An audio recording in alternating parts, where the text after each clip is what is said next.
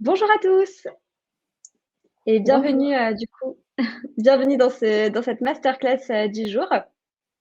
Donc la masterclass, porte sur le CV qui se démarque, c'est-à-dire le CV qui va faire la différence et nous allons vous donner les meilleurs conseils pour vous faire remarquer par les recruteurs.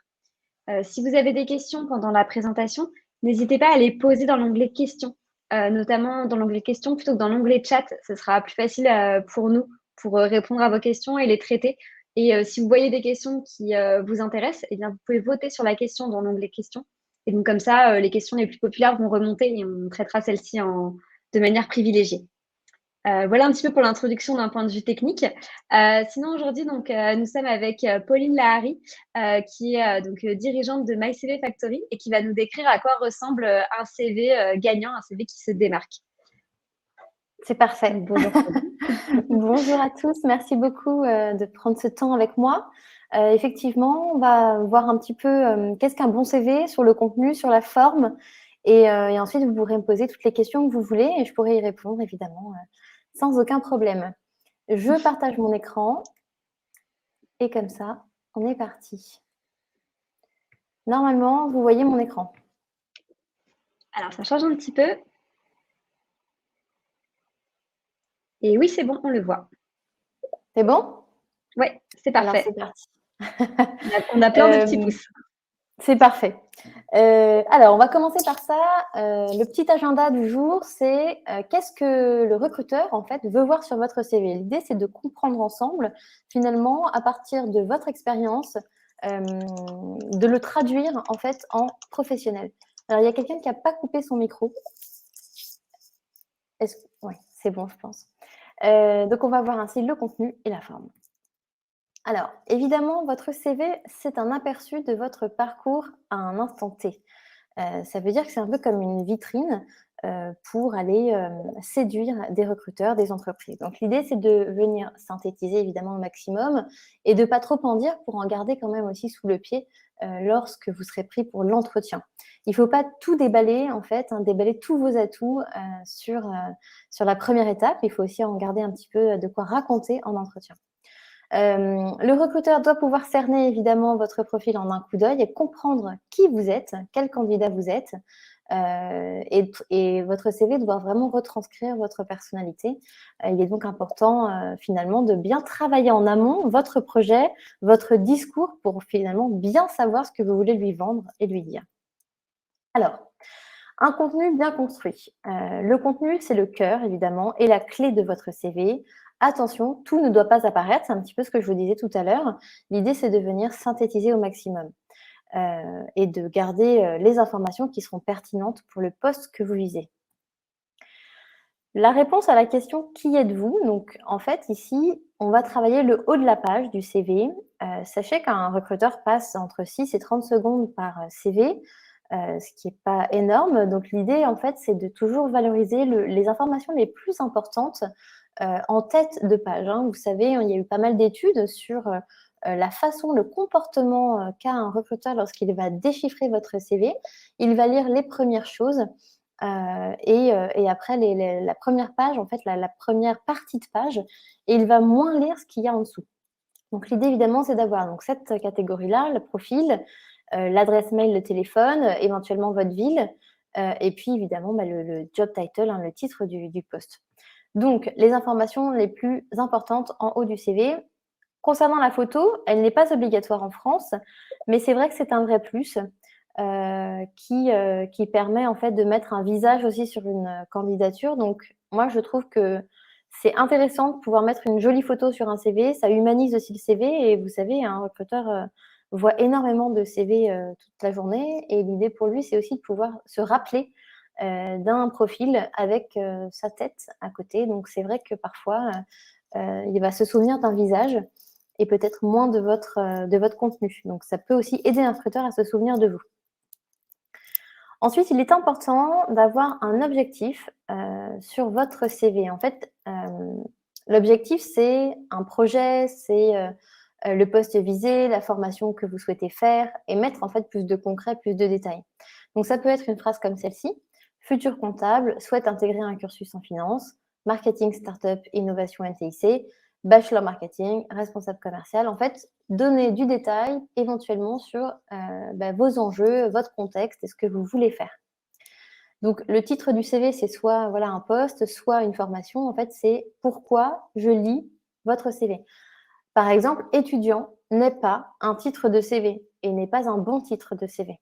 Étudiant, il y en a des millions, vous ne vous démarquez pas du tout en mettant ça, donc on évite et on met vraiment une petite phrase, un mot-clé qui correspond pile poil à ce que vous cherchez à faire. Nous, chez MyCV Factory, on aime bien rajouter le paragraphe profil et objectif qui en fait vient donner une sorte d'état des lieux de la situation actuelle ainsi qu'une projection dans l'avenir. Donc là, l'idée, c'est de vous projeter et de dire en fait au recruteur, moi, voilà ce que je fais aujourd'hui et voilà où je veux aller demain. Et donc, à vous de créer ce texte-là. Moi, j'appelle un peu aussi le pitch, le pitch en quelques lignes. Donc, ici, ça peut être un exemple. Grâce à de premières expériences réussies dans le secteur du marketing digital, j'ai développé de solides compétences stratégiques et techniques. Je suis aujourd'hui à la recherche d'un stage de 6 mois en tant que chef de projet innovation. Là, on a l'état des lieux, c'est-à-dire qu'on sait que vous avez eu des premières expériences dans le secteur du marketing, que vous avez 2-3 atouts à valoriser et que maintenant, vous cherchez un stage de 6 mois en tant que chef de projet innovation. Donc ici, on a à peu près tous les éléments nécessaires pour se projeter avec votre profil et savoir exactement ce que vous recherchez et surtout dans quelle case vous mettre aussi. Après, on va parler un petit peu, donc là, on était sur la première partie de page qui sont des éléments assez clés quand on découvre un profil. On va parler maintenant du parcours scolaire et professionnel. La formation. Donc là, vous allez détailler votre parcours. Le meilleur conseil que je peux donner sur cette rubrique, c'est d'être le plus précis possible, de rajouter du concret, du détail. Surtout si vous avez peu d'expérience professionnelle, ça peut venir combler un vide aussi dans votre CV et venir donner beaucoup plus de détails, de réalisme à votre profil. Donc là, vous pouvez parler des cursus que vous suivez, quel campus, les matières clés, les enseignements que vous en avez tirés. Et puis, voilà, pour parler du bac, quel type de bac, la mention, les options. L'idée ici, c'est d'ajouter du concret. Évidemment, voilà, si vous n'avez pas beaucoup d'expérience professionnelle, c'est toujours bon à prendre d'avoir une rubrique formation un peu plus épaisse. Donc, vous pouvez aussi évoquer les projets scolaires, donc les projets, par exemple, comme les assos de votre école, la junior entreprise, voilà, plein d'assos qui vous semblent pertinents, en tout cas, sur votre projet futur. Est-ce que vous êtes membre d'un bureau? Est-ce que vous faites des exposés, j'en sais rien moi, des projets différents? Tout type de projet, sportif, artistique, est bon à prendre. Vous pouvez les ajouter dans la rubrique formation si elles sont vraiment pleinement reliées à votre école, mais vous pouvez tout à fait aussi ajouter une rubrique simplement projet qui peut s'ajouter en plus de la rubrique formation professionnelle. Donc, les expériences. Alors, c'est vrai que j'entends souvent, moi, j'ai que 20 ans, j'ai pas d'expérience, j'ai rien à valoriser sur mon CV. Alors ça, c'est vraiment archi faux. Vous avez 20 ans, justement, donc vous avez 20 ans de vie à raconter, vous avez sûrement vu des choses, vous avez sûrement fait des choses intéressantes. Donc là, c'est le moment de mettre tout sur papier et de savoir comment on va professionnaliser votre vie de jeune. Vous avez peut-être eu des jobs d'été, donc là aussi, c'est vraiment le moment de les valoriser. Alors, on ne va pas juste mettre, voilà, j'ai fait le service chez McDonald's. L'idée ici, c'est toujours d'apporter de la valeur, d'apporter finalement du concret. Donc, quelles compétences vous avez acquises grâce à cette expérience-là. Donc, détailler les missions, montrer des résultats. Ça peut être management d'une petite équipe de 2 personnes. Ça peut être aussi travail dans l'urgence, apprentissage du travail pénible, des horaires difficiles. Voilà, à vous aussi de trouver peut-être ce que vous avez trouvé justement difficile dans ce job d'été, de le valoriser sur le CV en disant, voilà, ça c'était dur, mais j'ai réussi justement grâce à ça et grâce à ça que j'ai pu mettre en place, j'ai réussi cette mission. Bien sûr, restez authentique quand même dans votre discours. N'en faites pas trop. Voilà, vous n'avez peut-être pas managé une équipe de 100 personnes et ça se comprend en job d'été et vous avez encore 20 ans. Soyez réaliste. C'est tout ce qu'on souhaite, du réalisme et un peu de crédibilité. Donc, venez apporter du chiffre et du concret à cette expérience-là. Je vais vous montrer ensuite comment on va rendre un peu professionnel des expériences assez simples comme un job d'été. Les expériences associatives, c'est pareil, on peut les rendre un peu plus professionnalisantes. Vous allez pouvoir décrire les actions que vous avez pu mener. C'est important aussi de montrer votre rôle dans tout ça.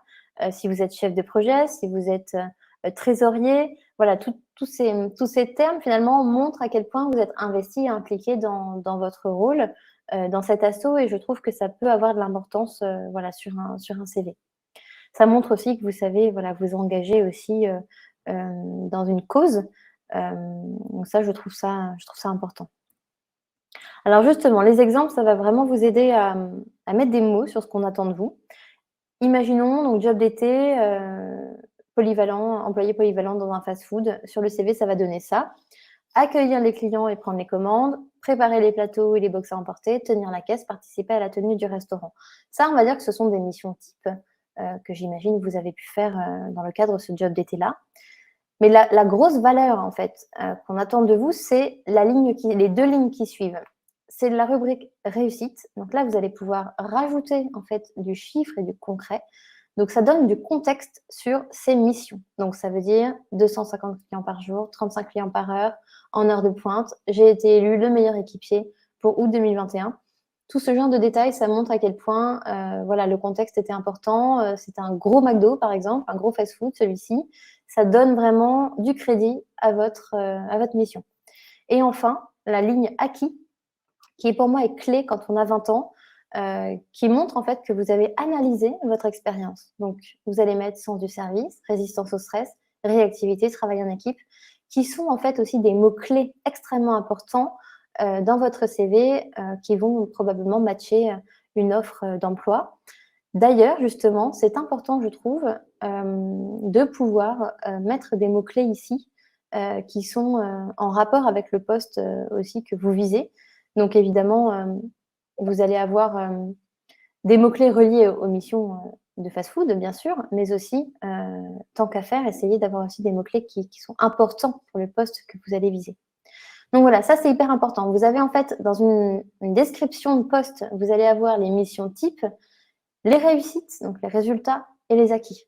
Et je trouve que ça, c'est vraiment très important sur des postes comme les jobs d'été qui viennent justement combler un petit peu votre page si vous n'avez pas beaucoup d'expérience.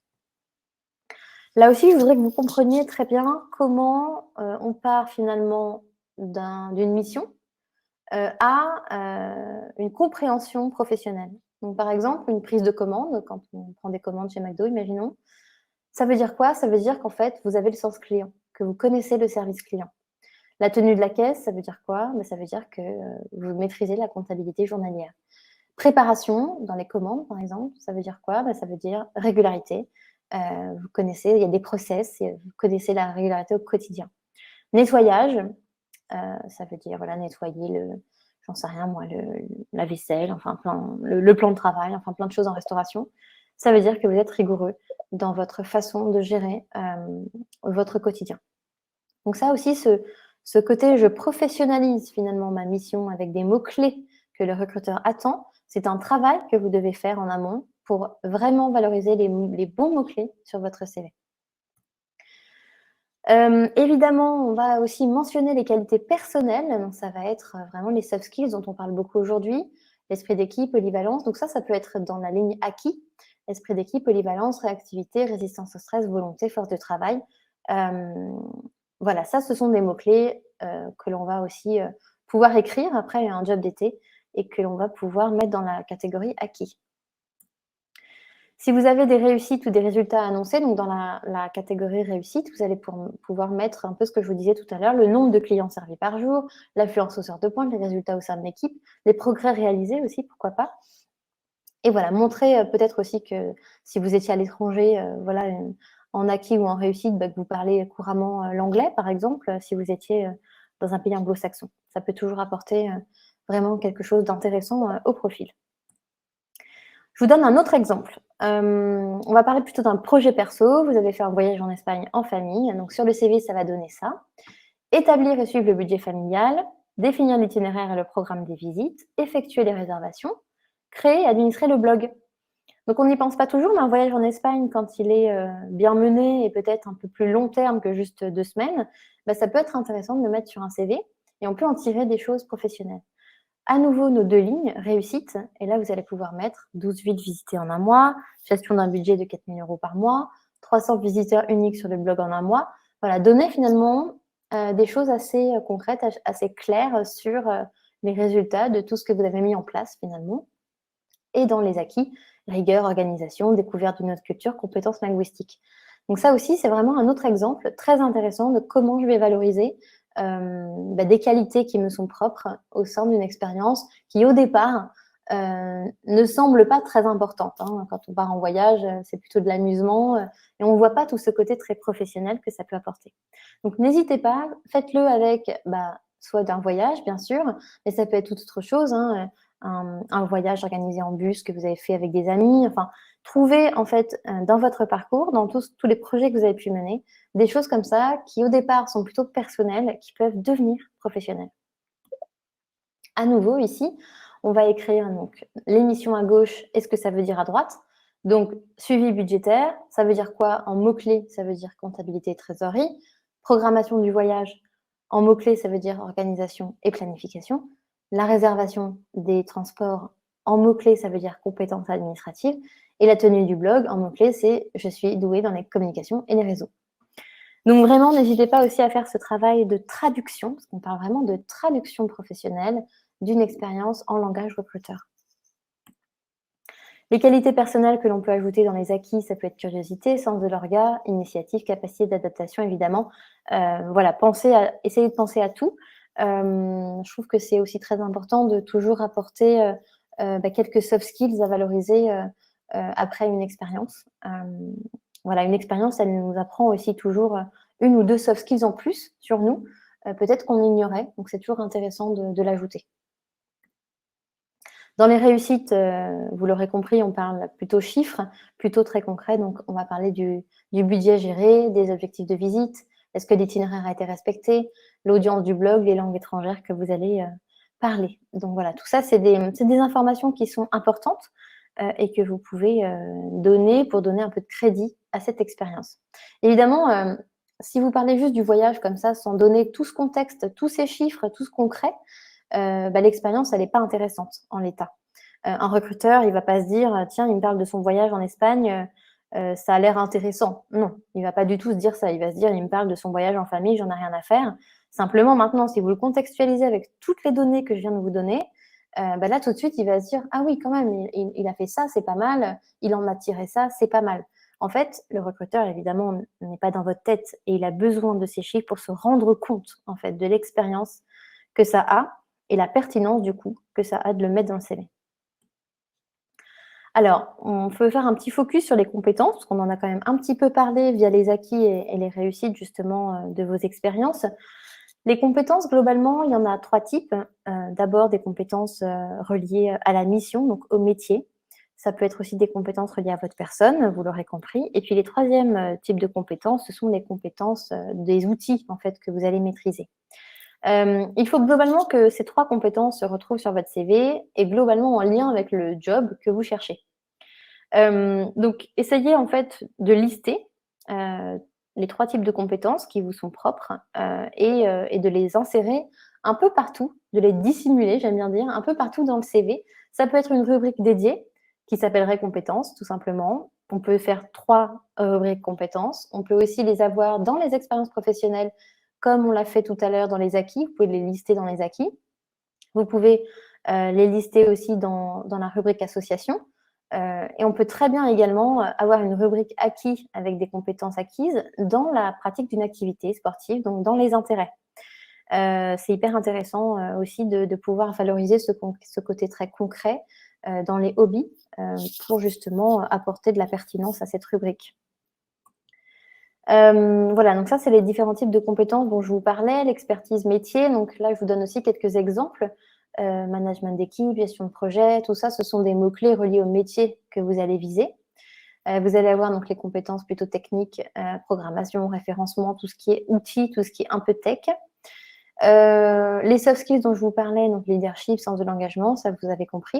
Et il y en a 2 autres. Alors, on peut très bien mettre les langues dans les compétences, mais c'est vrai que la plupart du temps, dans les CV, on a une rubrique dédiée, donc c'est pas forcément la peine de les mettre dans la rubrique compétences, mais vous pouvez toujours.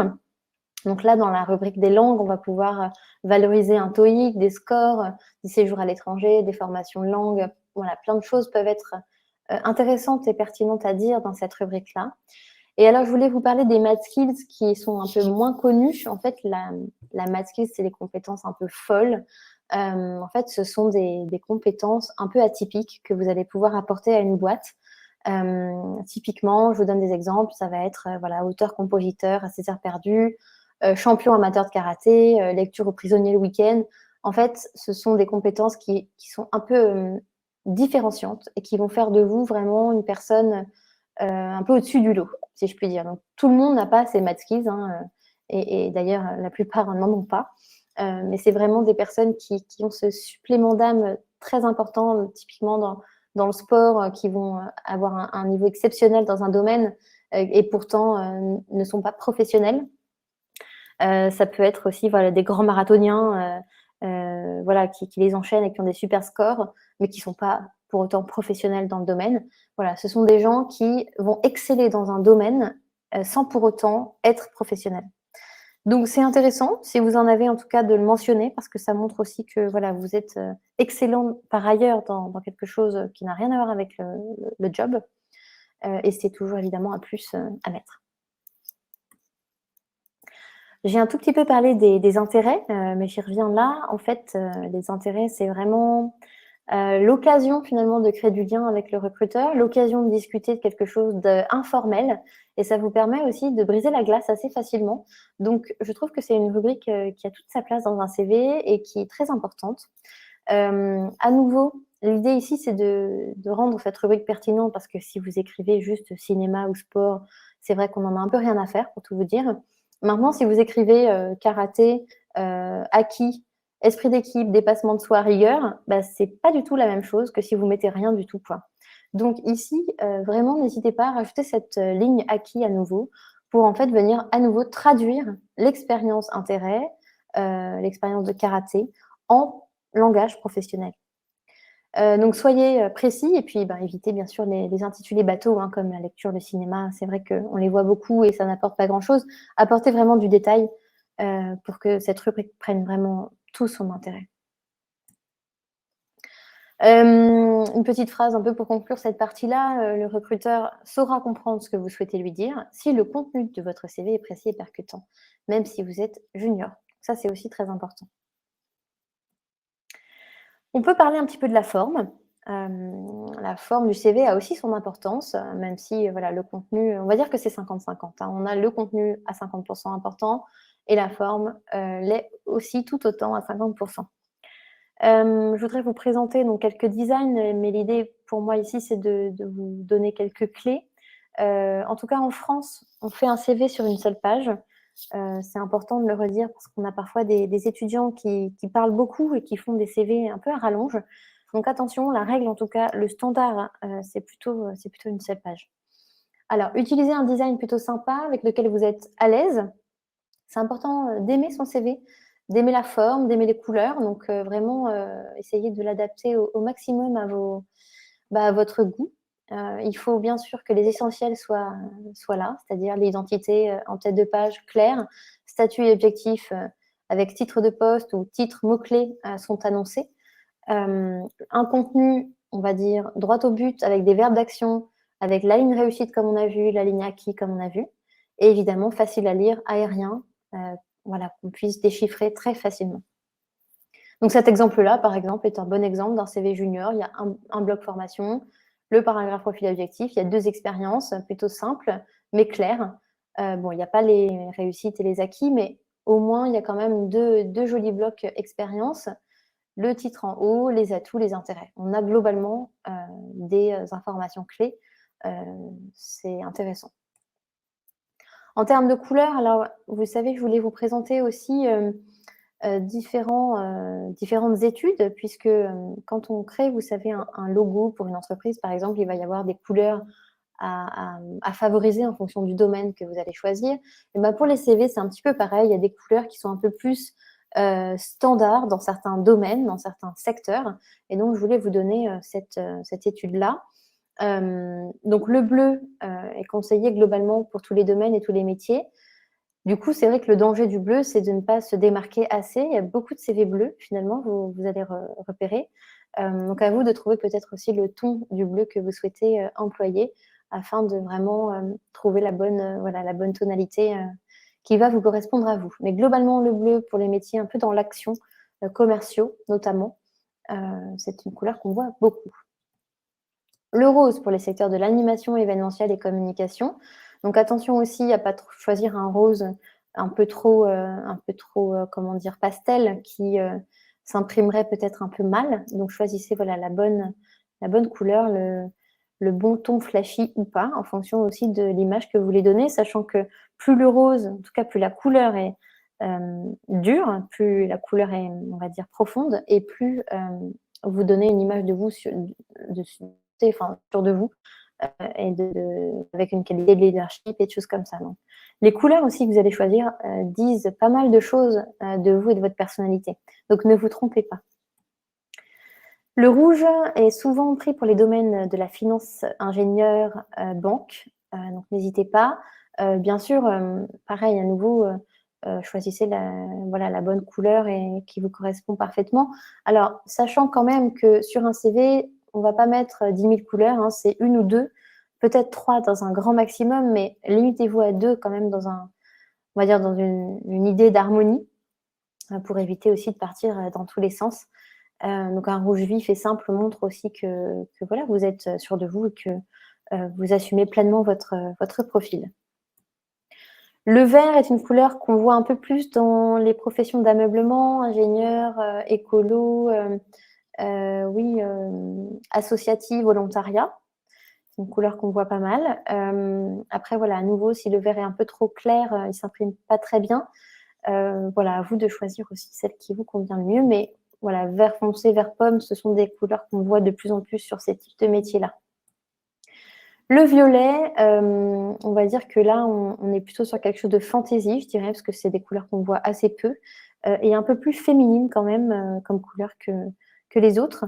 Globalement, soyez, utilisez la couleur avec parcimonie. Je pense que voilà, s'il y a trop de couleurs et trop de violet partout, c'est un peu plus compliqué, je trouve, de s'y retrouver et de garder un CV, on va dire, clair. Le jaune, plutôt moutarde, est une couleur qu'on voit dans plein de domaines différents. Là, il n'y a pas forcément de secteur, mais on le voit pas mal en restauration. L'idée ici, à nouveau, faites attention à l'impression. C'est une couleur qui parfois ne passe pas du tout. Donc voilà, à tester, on va dire. Le orange, plutôt pour la gastronomie, donc restauration, les métiers de chef, les métiers de bouche. On a pas mal d'écoles dans ce domaine-là, donc on commence à s'y intéresser aussi. Tout ce qui est aussi hôtellerie, chef de rang, tous ces métiers-là, on voit pas mal cette couleur, donc n'hésitez pas à l'utiliser. Voilà, je pense avoir fait le tour de ce que je voulais vous dire sur, en tout cas, le CV, la forme, le contenu. N'hésitez pas, bien évidemment, à me poser vos questions. Merci beaucoup, Pauline. C'était très intéressant et vraiment très utile, je pense, pour les étudiants. On a eu plusieurs questions qui ont été posées dans l'onglet questions. Donc, si ça te va, je vais te poser les questions les plus fréquentes et celles qui ont été le plus votées. Ok, top. Du coup, pour ceux qui n'ont pas encore posé leurs questions, prenez le temps de le faire et vous pouvez voter pour faire remonter les questions que vous jugez les plus intéressantes aussi. Donc, la question qui est le plus revenue, en fait, on a plusieurs questions de ce type, c'est comment faire tenir tout en une page sur un CV quand on a beaucoup de choses à dire parce qu'on a beaucoup d'expérience, parce qu'on n'est pas forcément un junior. Bonne question. Alors, c'est un vrai travail de synthèse, je pense. Il faut quand même prioriser beaucoup de choses. Alors, c'est rare quand même des jeunes. Alors, je ne sais pas quel âge a notre audience aujourd'hui, mais souvent, il y a quand même beaucoup d'étudiants qui n'ont pas grand-chose à dire et c'est plutôt la démarche inverse, comment combler une page vide. Donc, je suis assez intriguée par cette question. En tout cas, si on veut tout mettre sur une page, je pense qu'il faut vraiment prioriser, c'est-à-dire qu'il faut garder en tête 2 à 3 expériences maximum à mettre sur votre CV. avec une proportionnelle. C'est-à-dire qu'en premier, ça va marcher comme un entonnoir. En premier, on va mettre l'expérience la plus pertinente, la plus importante pour vous. Ce n'est pas forcément la dernière expérience d'ailleurs, c'est la plus pertinente pour vous, pour le poste que vous visez. Donc, vous allez mettre par exemple 7 lignes maximum. La deuxième, ça va être 5 lignes et la troisième, 3 lignes par exemple. L'idée, c'est de garder cet entonnoir et d'avoir en premier la plus importante. Après, sur la formation, là aussi, vous pouvez prioriser. Si vous avez fait beaucoup de formations, beaucoup de choses différentes, mettez aussi celles qui correspondent le plus au job que vous allez viser. Si vous voulez être chef de projet marketing, par exemple, vous allez pouvoir insérer que les formations peut-être en lien avec ce domaine-là. Si vous avez fait des jobs d'été qui n'ont rien à voir avec ce poste-là, vous ne les mettrez peut-être pas. L'idée, voilà, c'est de faire tout ce travail de mise à plat, finalement, de qui je suis, qu'est-ce que j'ai fait, où je vais, et de le mettre en adéquation avec le poste visé. C'est un gros travail de mise en adéquation à faire en amont. Je ne sais pas si je réponds à la question. Je pense que oui, j'ajouterais peut-être aussi qu'on peut jouer sur le design de son CV pour mettre en avant certains éléments plutôt que d'autres et pour faire tout tenir sur une page, justement. Exactement, vous pouvez jouer aussi sur les polices. Il y a des polices, je dirais 10. Police 10, ça passe encore, ça se lit bien, qui peuvent aider aussi à faire entrer beaucoup plus d'expérience qu'on ne le croit. Donc, si vous mettez tout en police 10, normalement, vous pouvez avoir au moins 5 expériences sur un CV colonne sur la droite. Donc, voilà, il ne faut pas hésiter aussi à jouer avec les tailles d'écriture. Merci beaucoup. On a eu une seconde question aussi, plutôt là sur les outils à utiliser pour créer son CV, notamment pour avoir un CV un petit peu original, qui se démarque.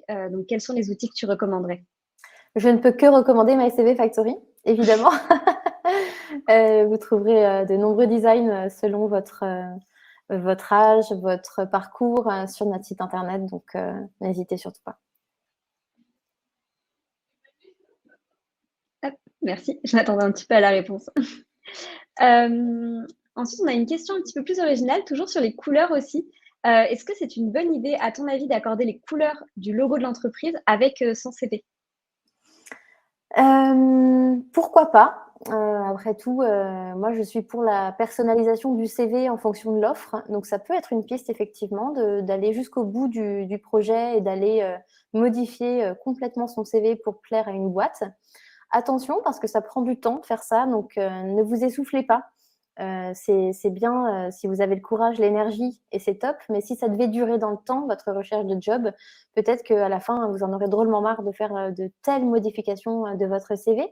Donc peut-être partez moins ambitieux sur les modifications en modifiant simplement quelques atouts, quelques compétences, le paragraphe profil et objectif, pour vous éviter d'avoir à faire cette modification trop de fois dans les semaines qui viennent, quoi. Alors, autre question qui a été beaucoup posée sur la manière dont on peut gérer sur son CV une année pendant laquelle on n'a eu aucune activité. D'accord. Oui, c'est intéressant. Alors, je serais curieuse de comprendre davantage pourquoi sans activité. En fait, tout dépend de ce qu'il y a derrière. Est-ce que c'est une maladie? Est-ce que c'est un burn-out? Est-ce qu'il y a eu un vrai souci finalement dans la vie de cette personne? Auquel cas, il y a des façons de le présenter. Si c'est complètement autre chose, j'ai voyagé, j'ai pas tellement travaillé. Là aussi, on peut le valoriser d'une autre manière. En fait, tout dépend vraiment du contexte, en fait, de ce qui s'est passé cette année-là. Globalement, ce que je peux dire aussi, c'est qu'il faut rester sincère et authentique et ne pas chercher à cacher une année qui, pour vous, ne compte pas. Même si je pense qu'en fait, toute année compte et qu'il y a toujours un enseignement à mettre sur son CV sur une année qui vous paraît un peu blanche.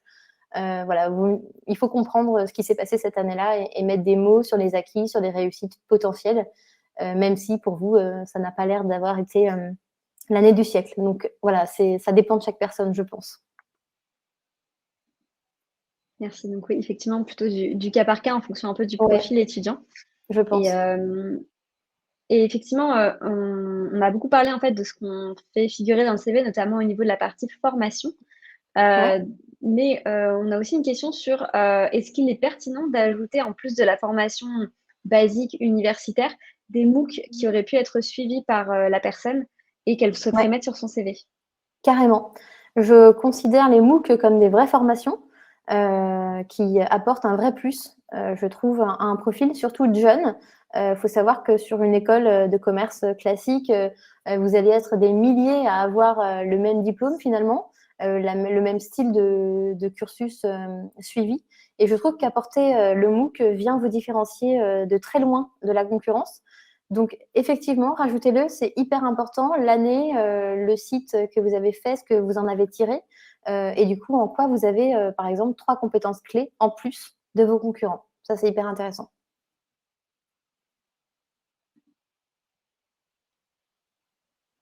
Merci beaucoup. Et après, on avait aussi plusieurs questions, donc toujours un petit peu sur la mise en forme du CV. Là, on est plus sur la partie intitulée en fait du Ouais. CV. Ce qu'il faut mettre en fait dans le titre de son CV. Est-ce qu'il Mmh. faut mettre d'abord en avant son prénom ou plutôt l'intitulé du poste? Et si on met l'intitulé du poste, qu'est-ce qu'on met comme intitulé de poste? Est-ce qu'on met le poste qu'on recherche, le poste sur lequel on est actuellement? Est-ce qu'on peut juste mettre à la recherche de stage? Voilà, on a eu pas mal de questions en lien avec ça. Ouais. Alors, sur la taille, globalement, ce qui est le plus important, je dirais que c'est votre titre de poste. Le prénom peut être mis en gros, hein, c'est pas un souci. D'ailleurs, ça fait partie des stratégies aussi on va dire, d'agencement de page quand on n'a pas beaucoup de choses à raconter. Mais vous pouvez donc mettre votre prénom, votre nom, bien sûr. Le titre de poste, c'est, comme je vous le disais dans la présentation, c'est plutôt le titre du poste que vous visez. Donc, aujourd'hui, vous êtes étudiant chez Kedge, par exemple, enfin une école. Vous visez chef de projet innovation, alors qu'aujourd'hui, vous n'avez pas de poste. En fait, vous êtes étudiant, vous allez mettre chef de projet innovation. C'est ce que vous visez, c'est le mot-clé qui va vous faire sortir du lot pour être pris pour ce poste-là, donc il doit apparaître dans le CV. Et ensuite, en dessous, vous allez pouvoir ajouter soit des lignes, c'est ce que j'appelle un peu les lignes focus, où vous allez pouvoir mettre recherche stage de 6 mois à partir de janvier 2023, où là, on est sur un focus un peu technique sur ce que vous cherchez actuellement. Et dans le paragraphe profil et objectif, là, vous allez pouvoir parler un petit peu plus de vous, de votre contexte, de ce que vous cherchez. Aujourd'hui, donc c'est l'état des lieux. Aujourd'hui, j'ai fait ça. J'ai acquis 2-3 compétences qui maintenant me permettent d'être super bon dans ça et je souhaite être chef de projet innovation chez vous. Voilà, il y a plusieurs étapes finalement. Il y a ce côté header avec nom, prénom, titre de poste, focus et profil et objectif. Pour moi, il y a vraiment le tout qui va ensemble.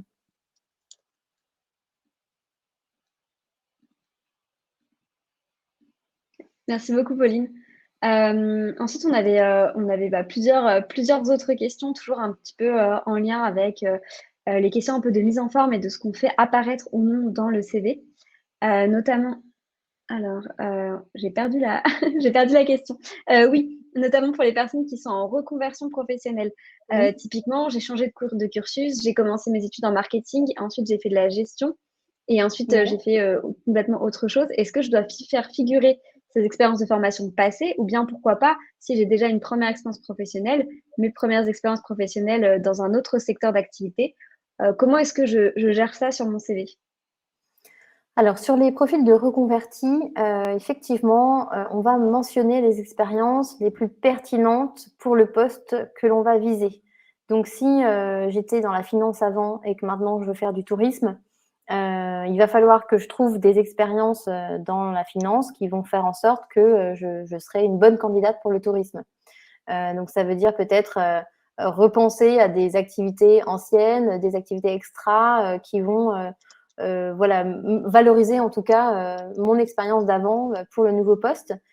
Surtout, la plupart du temps, toutes les nouvelles formations qui seront en lien avec le futur poste doivent revenir en premier dans le CV pour qu'on les voit tout de suite. Parce que c'est vrai que si on commence en mettant comme titre de poste chef de projet tourisme et qu'on voit directement dans le CV qu'en fait c'est un CV financier, on ne comprend pas du tout le lien.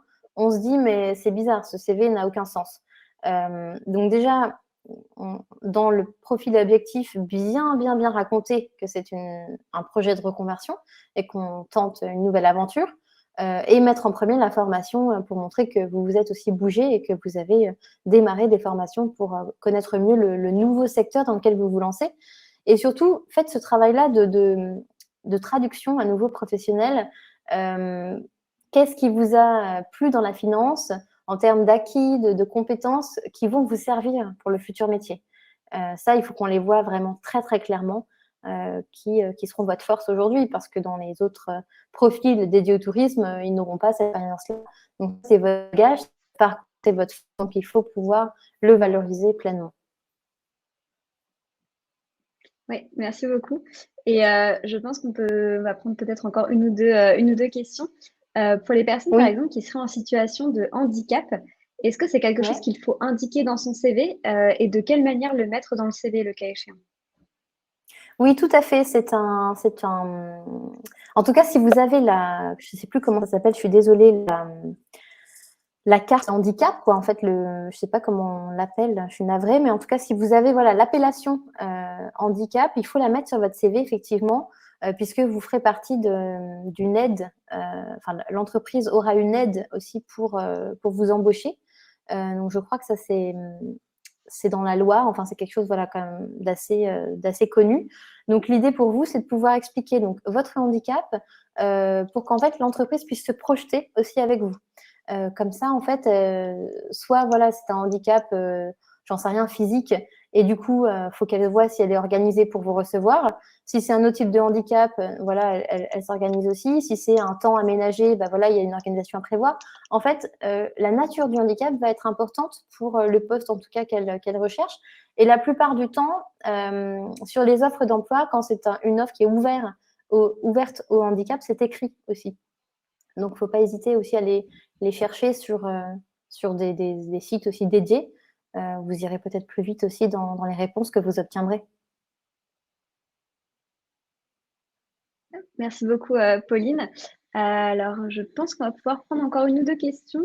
Après, je peux aussi répondre aux questions tout à l'heure. Hein, je prendrai le temps, si tu veux, de répondre.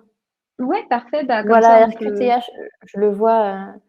Je le vois, le terme que je cherchais, c'est le RQTH. Donc oui, vous pouvez l'ajouter en haut du CV, en fait, au niveau des contacts, par exemple.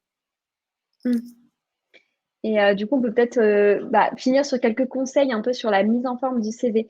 Par exemple, les polices à privilégier, les couleurs, tu en as quand même pas mal parlé, mais on nous pose quand même une question sur est-ce qu'un CV presque noir et blanc, enfin quasiment noir et blanc tout simple, ça peut faire l'affaire, ce genre de choses, ou est-ce que des formes arrondies dans le CV sont peut-être plus intéressantes pour le recruteur? Alors, sur les polices, globalement, tout est intéressant, hein, tout est bien. Simplement, gardez en tête qu'il y a de la concurrence, quoi, et que plus vous serez, on va dire, bien organisé, l'information bien hiérarchisée, bien valorisée, et mieux ça sera. Donc, les polices, les mieux, bon, bah, il y a des classiques comme Calibri, mais vous pouvez très bien aller chercher d'autres types de polices un peu sympas, voilà, qu'on peut trouver sur Internet ou sur les polices de Google qui sont pas mal aussi. Sur les couleurs noir et blanc, bah, moi, je ne le recommanderais pas. En fait, même si aujourd'hui, il y a des secteurs qui sont connotés plus sérieux, plus rigoureux, comme la finance, la banque, vous trouverez rarement un CV noir et blanc, même dans ces milieux-là. Aujourd'hui, bon, comme je le dis, il y a beaucoup de rouge, il y a beaucoup de couleurs quand même qui arrivent. Et je trouve que si vous envoyez un CV un peu triste à 20 ans, bah, en fait, c'est une question de concurrence. C'est qu'il y en a d'autres qui vont vous passer devant parce que ils ont fait cet effort-là. En fait, c'est considéré comme faire un effort. C'est du travail de customiser son CV, c'est beaucoup de travail de design, d'agencement de l'information.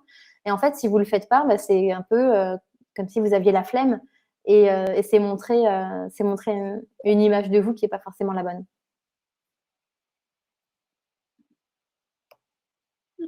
Super. Merci Pauline. Merci en tout cas d'avoir pris le temps de faire cette présentation. Je ne sais pas, est-ce que Mhm. tu veux ajouter peut-être un dernier conseil ou un dernier mot pour la fin de ce webinaire? Bah, je dirais que le plus important, je pense que c'est de travailler sa confiance en soi. Je pense que voilà, on a parlé du CV, du contenu, de la forme. Il y a beaucoup de choses, il y a beaucoup de travail finalement. Hein. Il n'y a pas de hasard dans un CV. Et je trouve que ça, c'est rassurant aussi de dire que bah, plus vous travaillerez votre profil et plus il sera abouti et plus vous aurez de chances de décrocher un entretien. Mais aussi, le vrai travail à faire, c'est sur vous-même. Ne négligez pas bah, votre confiance, la façon dont vous parlez de vous, comment travailler son pitch, travailler aussi voilà, votre présentation, votre posture. Je pense que c'est assez important. Super. Et du coup, est-ce que tu peux peut-être rappeler aux étudiants qui nous écoutent où est-ce qu'on peut te trouver sur MyCV Factory, enfin, où est-ce qu'on peut Oui, trouver bien MyCV sûr. Factory? Alors déjà, on est dans pas mal d'écoles partenaires de Job Teaser, donc peut-être que ceux qui sont là nous connaissent via leur Career Center. Donc on a une application, un CV Builder pour créer un CV de qualité. Pour ceux qui ne nous auraient pas rencontrés avant, bah, vous pouvez aller sur mycvfactory.com et découvrir tous nos conseils, nos templates et venir même écrire un mail si vous voulez ou m'ajouter sur LinkedIn car je réponds énormément sur LinkedIn et j'aime énormément cet outil pour aussi chercher un job. Donc, n'hésitez pas aussi à me solliciter. Super, merci beaucoup Pauline. Et Merci. merci à tout le monde pour votre attention, votre écoute et toutes les questions que vous avez posées aujourd'hui pendant ce webinaire.